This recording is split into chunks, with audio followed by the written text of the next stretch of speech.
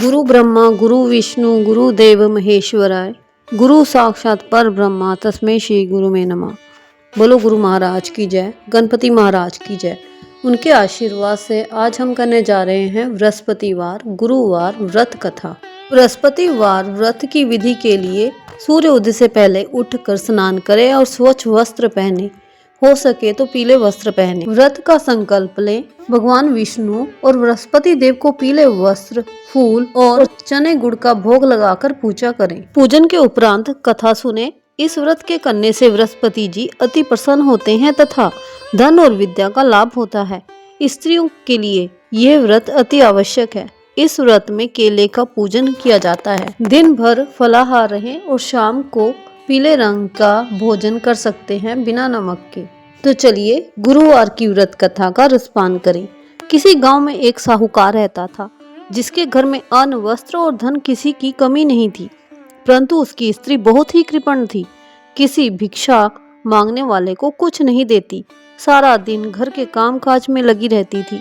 एक समय एक साधु महात्मा बृहस्पति के दिन उसके द्वार पर आए और भिक्षा की याचना की, लेकिन स्त्री उस समय घर के आंगन को लीप रही थी। इस कारण साधु महाराज से कहने लगी कि महाराज, इस समय तो मैं घर को लीप रही हूँ, आपको कुछ नहीं दे सकती, फिर किसी अवकाश के दिन आना। साधु महात्मा खाली हाथ चले गए। कुछ दिन के बाद वही साधु महाराज आए, उसी तरह भिक्षा मांगी, लेकिन साहूकारनी उस समय लड़के को खिला रही थी। कहने लगी, महाराज मैं क्या करूं, अवकाश नहीं है, इसलिए आपको भिक्षा नहीं दे सकती। तीसरी बार महात्मा आए तो उसने उसी तरह से टालना चाहा, परंतु महात्मा जी कहने लगी कि यदि तुमको बिल्कुल भी अवकाश हो जाए तो तुम मुझको भिक्षा दोगी। साहूकारनी कहने लगी कि हाँ महाराज, यदि ऐसा हो जाए तो आपकी बड़ी कृपा होगी।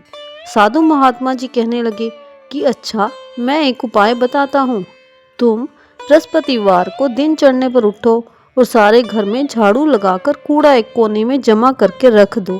घर में चौकिया इत्यादि मत लगाओ। फिर स्नान आदि करके घर वालों से कह दो उस दिन सब हजामत अवश्य बनवाएं। रसोई बनाकर चूल्हे के पीछे रखा करो, सामने कभी ना रखो। सायंकाल को अंधेरा होने के बाद दीपक जलाया करो तथा बृहस्पतिवार को पीले वस्त्र मत धारण करो, ना ही पीले रंग की चीजों का भोजन करो। यदि ऐसा करोगे तो तुम्हें घर का कोई काम नहीं करना पड़ेगा। साहूकारनी ने ऐसा ही किया। बृहस्पतिवार को दिन चढ़े उठी, झाड़ू लगाकर कूड़े को घर में जमा कर दिया। पुरुषों ने हजामत बनवाई, भोजन बनवाकर चूल्हे के पीछे रखा। वह सब बृहस्पतिवारों को ऐसा ही करती रही। अब कुछ काल बाद उसके घर में खाने का दाना तक ना रहा। थोड़े दिनों में महात्मा फिर आए और भिक्षा मांगी, परंतु सेठानी ने कहा, महाराज मेरे घर में खाने को कुछ नहीं है, आपको क्या दे सकती हूँ। तब महात्मा ने कहा कि जब तुम्हारे घर में सब कुछ था तब भी तुम कुछ नहीं देती थी, अब पूरा पूरा अवकाश है तब भी कुछ नहीं दे रही हो, तुम क्या चाहती हो वह कहो। तब सेठानी ने हाथ जोड़कर प्रार्थना की, महाराज अब कोई ऐसा उपाय बताओ कि मेरे पहले जैसा धन धान्य हो जाए। अब मैं प्रतिज्ञा करती हूँ कि अवश्य मेव जैसा आप कहेंगे वैसा ही करूंगी। तब महात्मा जी ने कहा, बृहस्पतिवार को प्रातः काल उठकर स्नान आदि से निर्वृत्त होकर घर को गौ के गोबर से लीपो तथा घर के पुरुष हजामत ना बनवाएं। भूखों को अन्न जल देती रहा करो। ठीक सायंकाल दीपक जलाओ। यदि ऐसा करोगी तो तुम्हारा सब मनोकामनाएं भगवान बृहस्पति जी की कृपा से पूर्ण होंगी। सेठानी ने ऐसा ही किया और उसके घर में धन धान्य वैसा ही हो गया जैसा कि पहले था। इस प्रकार भगवान बृहस्पति जी की कृपा से अनेक प्रकार के सुख भोग कर वह दीर्घकालीन तक जीवित रही। बोलो बृहस्पति देव की जय। बृहस्पतिवार की आरती। ओम जय बृहस्पति देवा, ओम जय बृहस्पति देवा, छिन छिन भोग लगा कंदली फल मेवा। ओम जय बृहस्पति देवा, तुम पूर्ण परमात्मा तुम अंतर्यामी, जगत पिता जगदीश्वर तुम सबके स्वामी। ओम जय बृहस्पति देवा। चरणामृत निज निर्मल सब पातक हरता, सकल मनोरथ दायक कृपा करो भरता।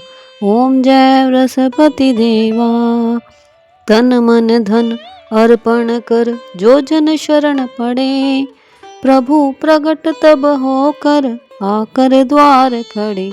ओम जय बृहस्पति देवा।